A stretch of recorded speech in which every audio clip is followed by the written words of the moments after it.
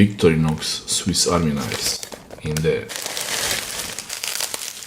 Can't remember what oh wow, interesting box. Oh, which one is this? A classic. Such a nice box. Wow. This is the Victorinox Classic Victorinox Swiss Army knife Fire Opal. Classic SD colors Fire Opal. Boxes are the same size. This is Alox model metal, and this one is the plastic one. Get sneak peek. This is the MiniChamp Alox. There's the barcode. This is the Victorinox Ranger Red. It has a lot of tools, this one. This is the barcode. Huntsman Black. I wanted it black. It's the Huntsman Black. The last one. Pretty heavy. Oh, heavy.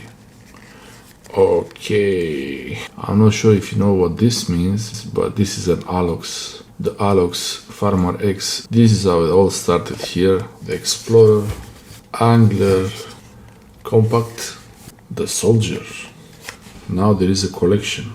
From these ones, which one is your favorite? And if none is your favorite, which one do you think I should have bought instead of these knives?